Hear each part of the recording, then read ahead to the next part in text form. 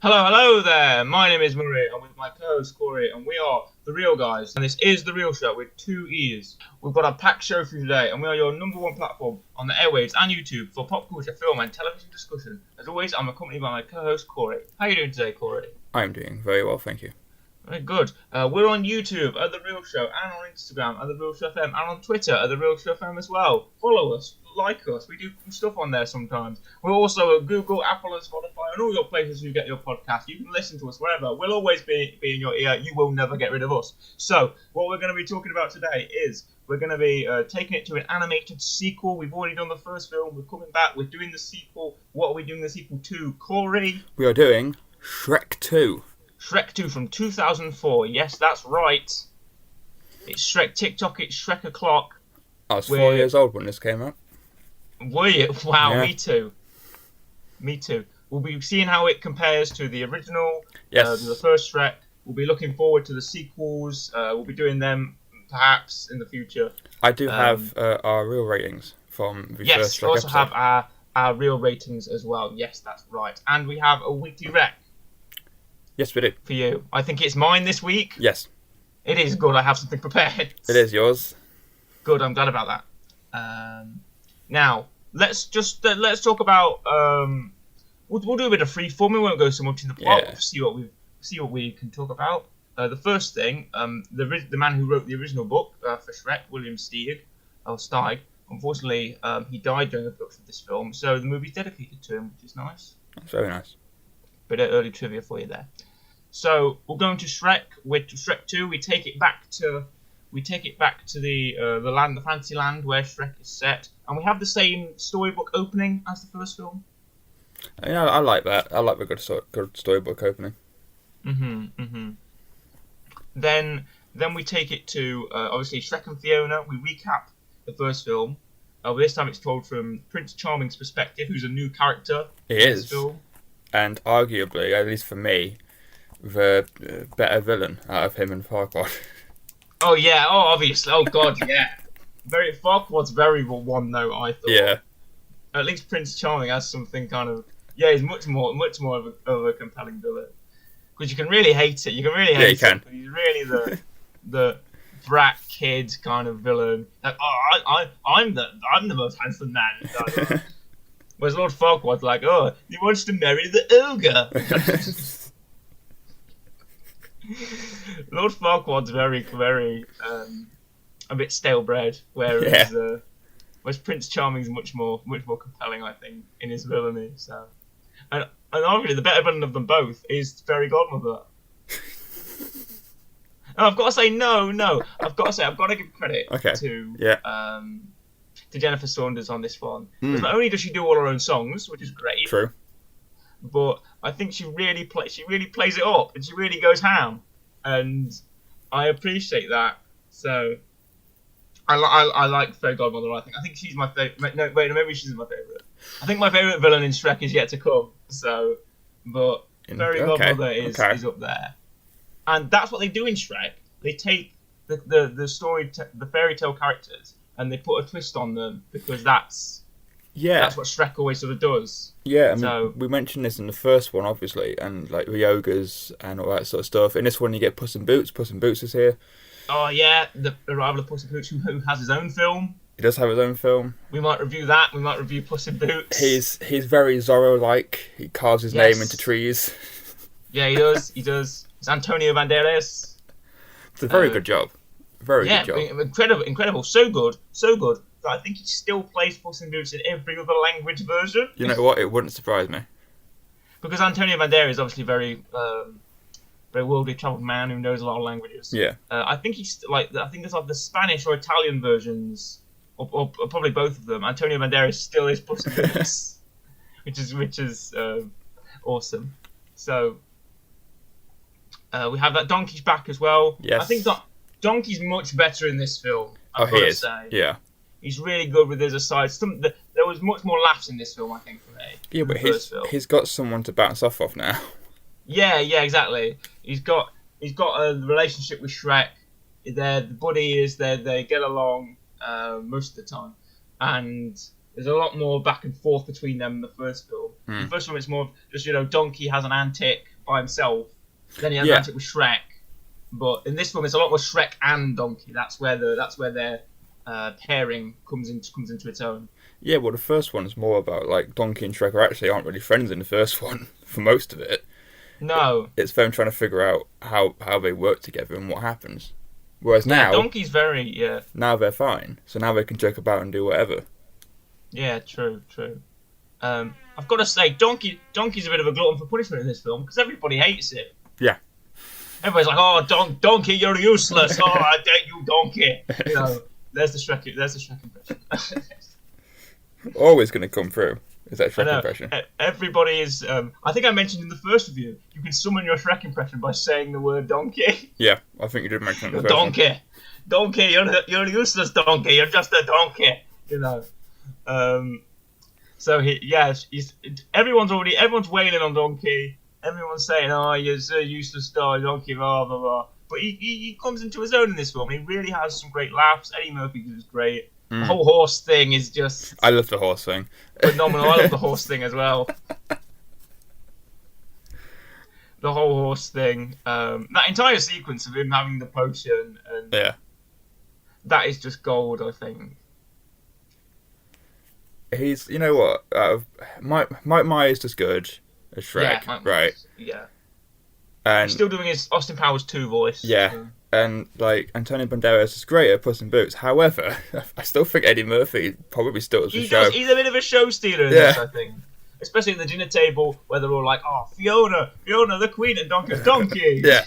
It's just, it's really good fun. Really is. It's very consistent with its laughs, its entertainment, and it's... I think this time there's more to do in the first film. The first one was very cut and dry for me in retrospect, but with this one, it's a lot more of a creative story. It doesn't just make fun of oh, this happens in fairy tales, but this is happening now, kind of thing. But this actually tries to do something a bit different. Yeah. Which I commend it for. And the basic roundabout plot is that the king and queen are back in town, and there's that great joke that I still laugh at every time. It's when those soldiers appear at the Shrek's. I know exactly what you're going to say because they're playing the trumpet, and that one guy does Hawaii 5-0. Yeah. Because I only know that because of the memes.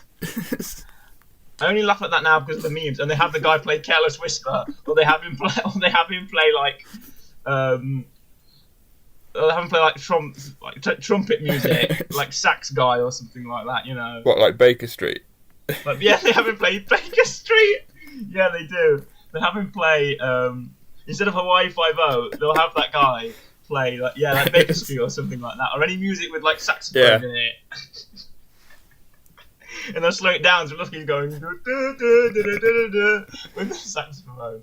Oh, it's great. And the guy goes, "Enough, Reggie." It's great. That's such a good. These really are sort of, they're very timeless in a way.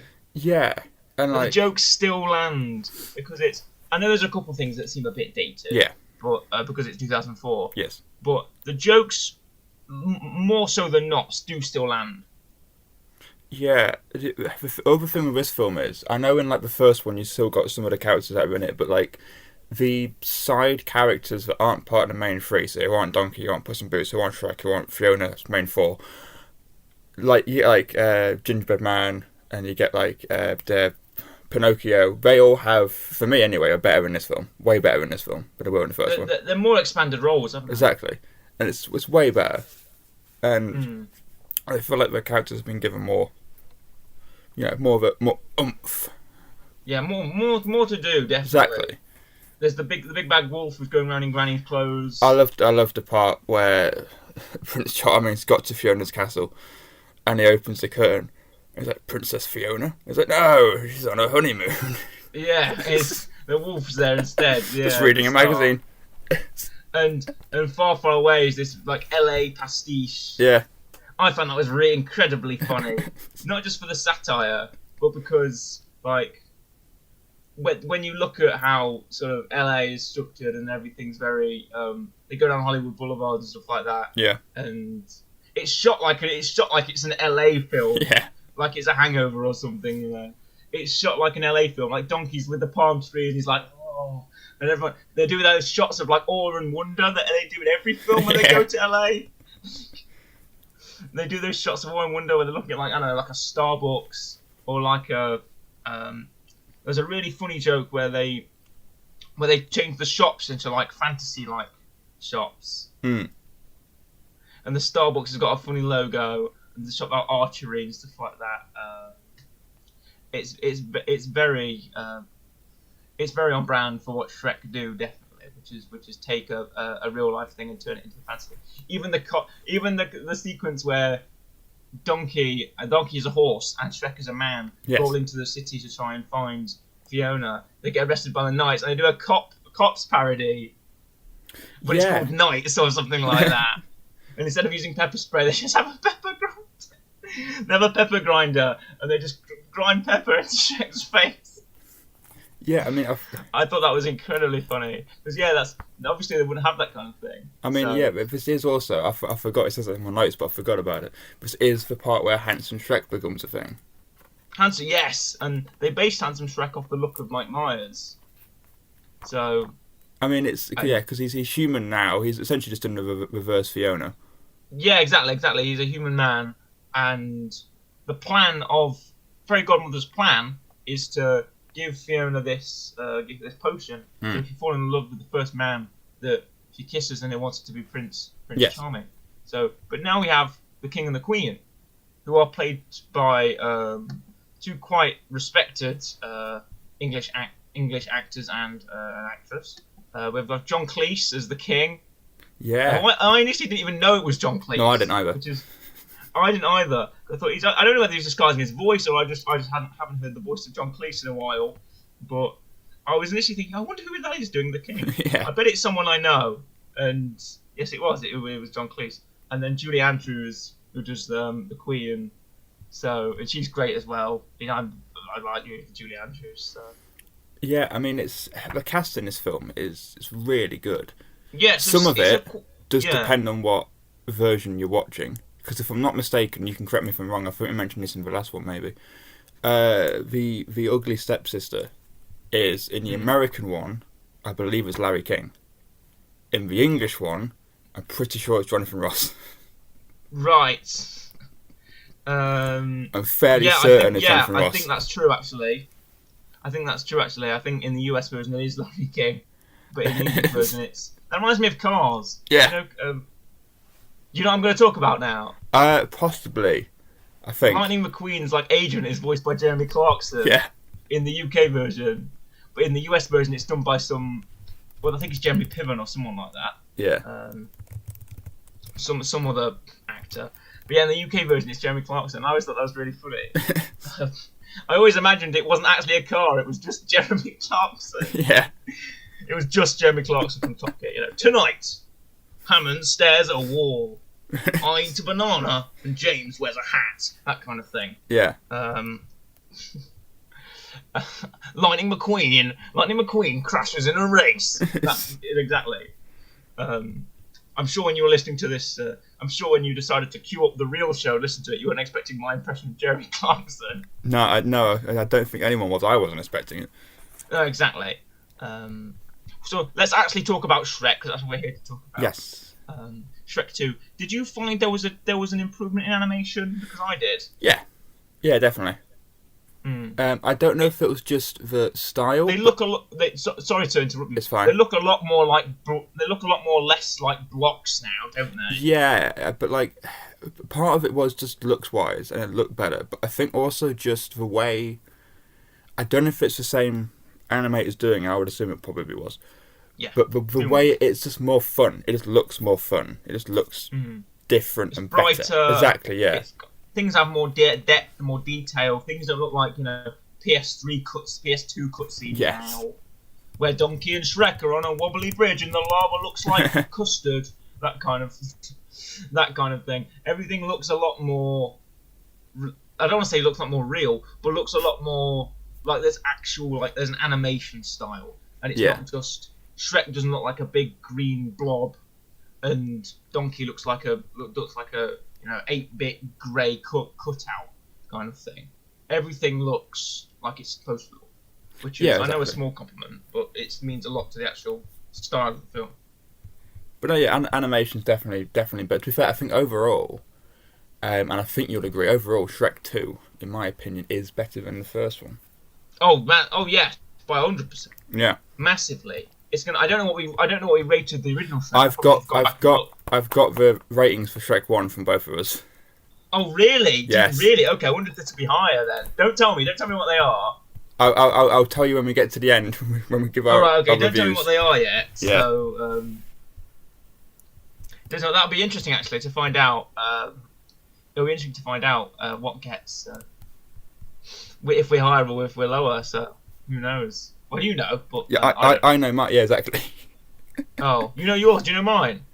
No, I know both our real ratings, but obviously I know what I'm going to give it, so I know if mine's higher or not. Yeah, exactly. Okay. Well, we'll see if mine's higher. So, for Shrek 2, let's get on to some of the songs. Because obviously a big part of Shrek is the music. It's the music, exactly. Musicals. So, they're practically musicals as they are.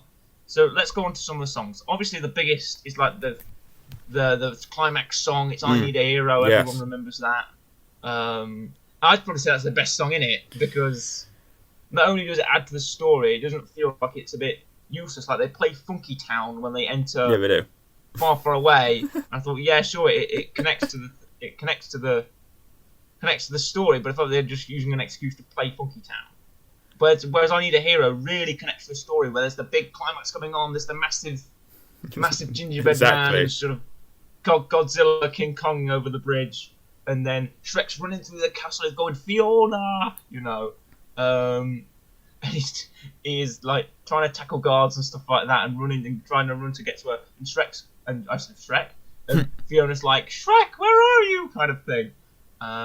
That's what they're going on with, and it really adds to the tension and it adds to the action, and I think it's the best song in the film. It's up there. Probably is the best. Yeah. Story-wise, it's the best one. I mean, obviously you have other ones. You've got your Live in the Vida Loca, which oh yeah, that's at the end as well. That's a great finished song. But there's a lot of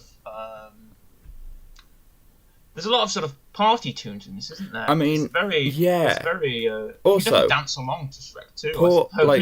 Poor dog. There's a part in Live in the Vida. As rewatching it, the whole clip's on like YouTube. You can watch it for free. There's a part in Live in the Vida Loca. That dog gets murdered. Yeah, where Shrek just jumps and like just tries to do a stage dive, and the dog's just there. The dog, that poor dog gets squashed. Yeah. There's a lot of some of the violence in this film. There's one bit where like someone gets evaporated or something like that. Yeah. I think the Fairy Godmother does. She gets completely evaporated. I think so. And that dog is squashed. So. I don't know, but it's cartoon violence. Exactly. It's brutal when you think about it. Like all those poor elves working in, or whoever they are, elves, goblins, True. working in Fairy Godmother's potion factory. They all get turned into birds. What are they going to live like now? I mean, all their lives have been ruined. That's a good point. They probably all had 9-to-5 jobs. They probably all had wives and husbands and children at home. They had a mortgage. They had, finances they had to pay. Probably some of them were about a couple of days away from retirement. Shrek and his buddies roll in, and now they're all turned into birds. What are you going to do? Those guys had lives, Those people had lives. True. I mean, trying to make an honest living. Not everyone is evil. Some people are just trying to make a living. Some of those elves trying to work a living in the potion factory. 9 to 5, clocking in. Clocking out, and now what they're going to do? Live life as a bird. Shrek, just more like life destroying Shrek. Yeah. I mean, as far as songs go, I mean, also, this was my first introduction when I was younger to Live and Let Die. Oh, that's the next one. Which is it the next one? Yeah. Oh. Yeah, save that point. I'll note that down. Yeah, it's Shrek 3 where he's Live and Let Die. We're not doing that yet. That's next week. Okay, next week, make a point. There we go. But no, it does bring us on to the king, John Cleese's Yes. king, who is turned into a frog at the end of the film. He is. Because, He's turned fairy into a tales. frog, and I think which is actually referenced because doesn't at the start of the film we see a lady frog at the bar. Yes. I think so. When he goes to when the king goes to the Poison Apple, the sort of shady bar, to meet up with Puss in Boots, there's a frog next to him with lipstick on or something. I think yes, there is. Yeah, a little reference to what happens to him at the end, and then we get our introduction to Puss in Boots, which is just great.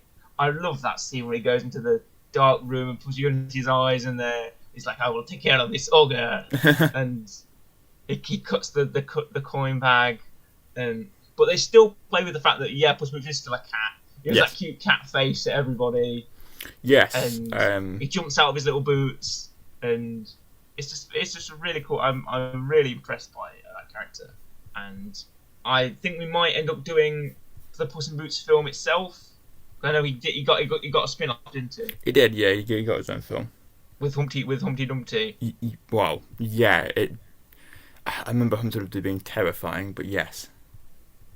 Oh, Humpty Dumpty's in it.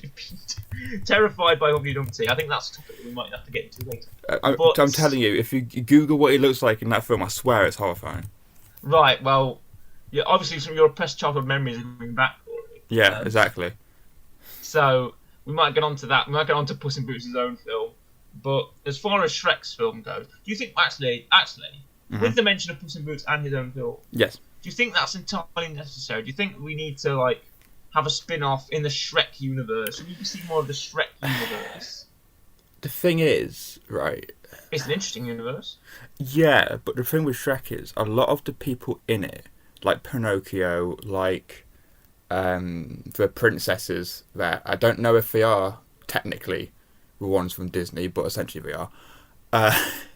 We know. We've got Cinderella. Yeah, Snow White's in it. Rapunzel.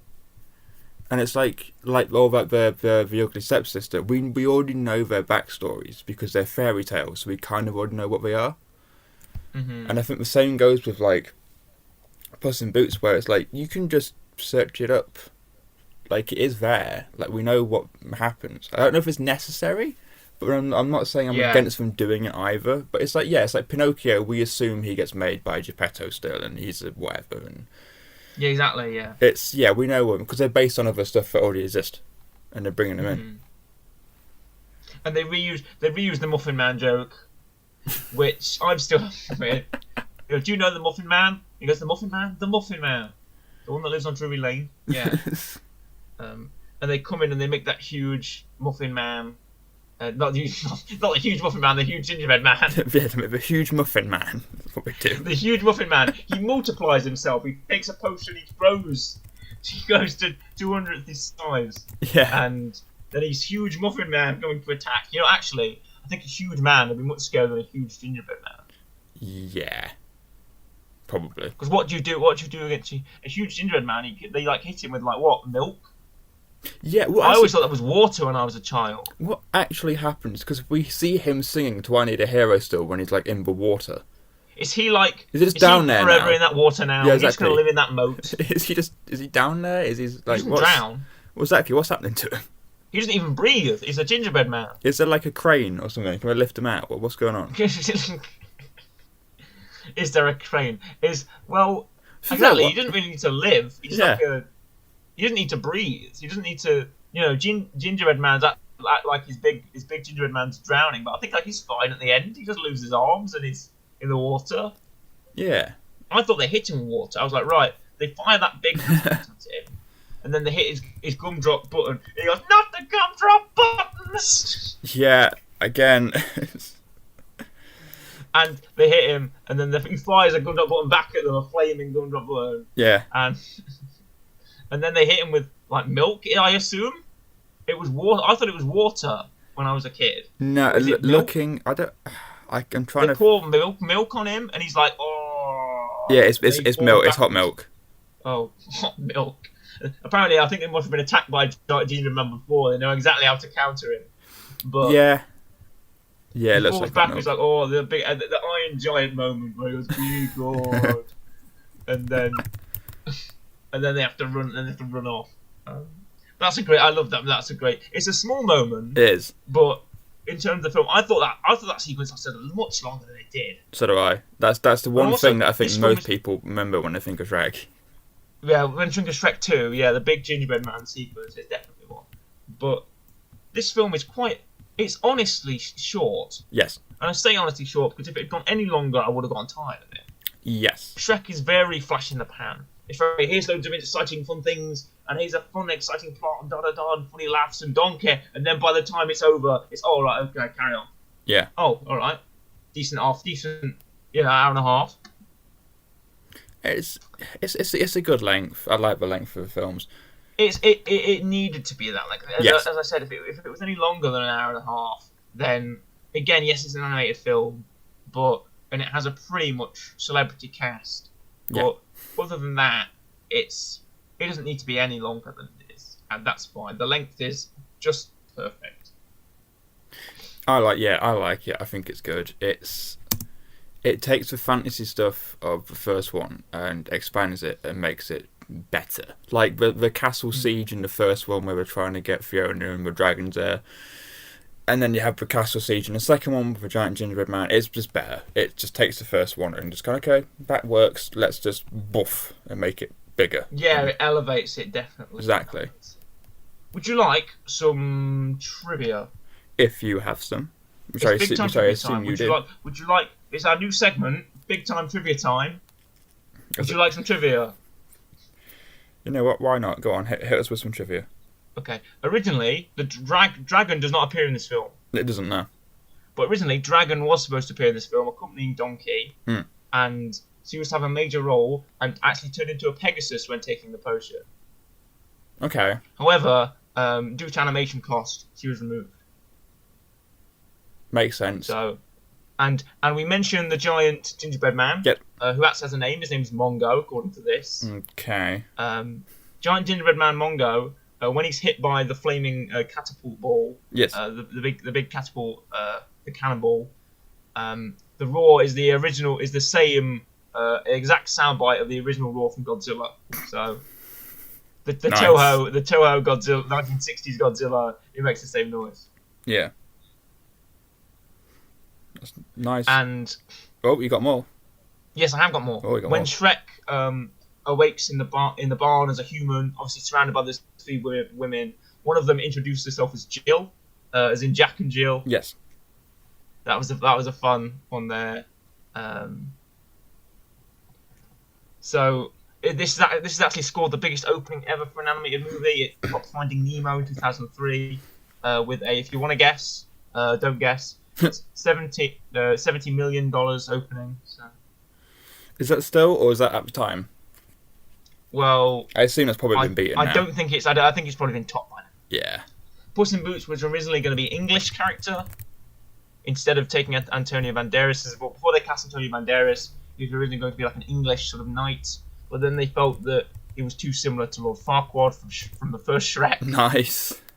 As you know, being a short man with a sword, or short cat with a sword. So instead, they changed it to be the Zorro-like Puss in Boots, which actually I think made more sense. Yeah, it does make way more sense. So, and yeah, as I said before, the human form of Shrek resembles Mike Myers. Yes. And then when Shrek, Donkey, and Puss in Boots enter the Fairy Godmother's factory, Donkey calls it the old Keebler place, which is a reference to the Keebler elves. Nice. So, and it's actually the highest grossing movie of 2004. Okay. Did well for You didn't itself. know that. But the biggest question is, and I know you're asking me the biggest question, listener, what is our real rating? Yes. So I will let you go first, Corey. Okay. So, I'm not going to reveal both of our Shrek 1 ones until we've said them first. So my Shrek 2 rating is going to be an 8 out of 10. That's what I'm giving it. 8 out of 10. Right. And I will give Shrek 2... I'm going to bring it up to an 8.5. Okay, this is the interesting part. Right, So, okay. Break the tension. I gave Shrek 1 a 7. Right, So okay. I've given Shrek 2 1 higher. You gave Shrek 1 a 7.5. So you've also given Oh, Shrek 2 1 higher. we've both gone one higher. Actually, I was going to go 9. I was Oh going to go 9. God. I thought if you go anywhere, if you go 8 or 9, I'll go 9. But since you went 8, I was like, right, I'll go 8.5 Yeah. just to give it that extra boost. So yeah, Shrek 2, great animated film, good length. It's a good time all round. Yes. So if you haven't seen it, go out and watch it, obviously. But I think Shrek 2 is one of those animated films you really have to see. Yeah, It's one of those really defining animated films of the 2000s. Yeah, and this is the which is going to be great for review the other ones. This is the peak of Shrek. This is the Oh yes, best of the best. Shrek will not get better than this. It won't. Shrek will not get better than this. So I think 8.5 might be the highest rating a Shrek film is going to get, since we're also doing the next 2 before the end of the month. So it's always good when you're like, this is a peak, and we've got 2 more films to review afterwards. yeah, 3 with Puss in Boots. Yeah, true. So if we end up doing it, we might even do the musical. Why not? We've not done that before. Oh yeah, speaking of the musical, also probably good for to mention that Shrek 2 had Simon Cowell in it.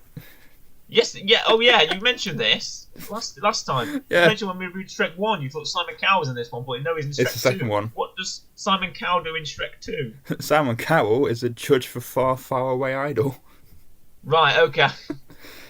Sure, of course he is. Yeah, if you had the DVD, you get some bonus features, and you can pick who you want to sing. Every character will sing songs, including Simon Cowell himself. Oh, well, really? Yeah. Oh, well, isn't that something? Yeah. He isn't a person you can pick, but if you pick someone, it ends up with Simon Cowell singing. Oh, fair enough. Yeah. Now, obviously, Weekly Rec, we have to pick something that's at least connected, right? Yes. And I've gone with the actor John Cleese, plays the king. You know what it's going to be. It's a Monty Python film. Yep. It is The Meaning of Life. Interesting choice. Thank you. Now I know you're a bit of a fan of Monty Python, Corey. I am. Holy Grail Yes. is my favourite. Life of Brian is my favourite. I am a big fan of Holy Grail as well. But this is The Meaning of Life, and obviously you've got all the Pythons: Graham Chapman, John Cleese, Eric Idle, Michael Palin, Terry Jones. Everyone's back in this. Terry Gilliam even shows up for a bit. It's The Meaning of Life is I think it's close to a flying circus in a film as you can get. Yes. It's very sketchy. They're all multi-rolling. It's very close to Flying Circus, which is great. And Flying Circus is absolutely fantastic. And The Meaning of Life is as well. So it's basically it takes you through a life. It goes through life in all of its stages in Python's very unique, very silly way of comedy, where there's a sort of a normal man and a strange man, but it turns out the normal man is stranger than the strange man. That's the way. That's the way. Is yes. The best Python. This is an excuse to talk about Python. What is your favourite Python sketch? Come on. What favourite sketch? You have no, not your favourite. What is a favourite? Oh wait. So was going to sketch or like something from a film? Sketch. Come on, sketch. Oh. Silly walks. What is it? Argument. The argument clinic. To be fair, Silly Walks is up there. I will give you that. My favourite thing of the Python sort of ethos, which is there's a strange man, the normal man and the strange man. Turns out the normal man is stranger than the strange man. Is the lumberjack song. But the guy comes in about his dead parrot in his cage. Yeah. He goes, no, okay, this parrot is deceased. We've got John Cleese. This parrot is an ex-parrot. And it turns out the man behind the desk doesn't want to be. Yeah. He says, I never want to own a pet shop. I want to be a lumberjack. He puts a hat on and starts walking into the forest. And he starts singing about being a lumberjack and being a cross-dresser. Yeah. It's. I think it's outrageously funny. Because it proves that entire thing. It proves that the guy comes in about his dead parrot. The sketch begins with a man coming in about his dead parrot and being concerned that he's sold him this parrot and it's dead, and then it ends with the shop owner wearing lederhosen Yeah. and like one of those fluffy hats with an axe, singing with like the Canadian Guard in the background, singing about becoming a lumberjack, and it's just hilarity, and it's exactly what the Pythons do best. So, but I digress. The Meaning of Life, 9.5 reels. Okay. It's a Python film. Yeah. You've got to give it high. It's always good. It's off the back of Flying Circus and everything great that the Python do. You can never go wrong with a Monty Python film, I think. True. Very true. So there we are. Monty Python Meaning of Life. To end this episode, your weekly rec gets 9.5 reels. I would give it 10, but I think when we review Python films, we'll go on to it anyway, because we've got to have a Python month, haven't we? Yeah. And to end this episode, we're going to bring you... there's a David Bowie song in the film, Changes. We've already played it, I think. Yes. So instead we're going to play the Genie, 1972. Good for the heart, good for the soul, bit of Bowie. Everyone loves it. So it's a goodbye from me, goodbye, and a goodbye from Corey. Goodbye.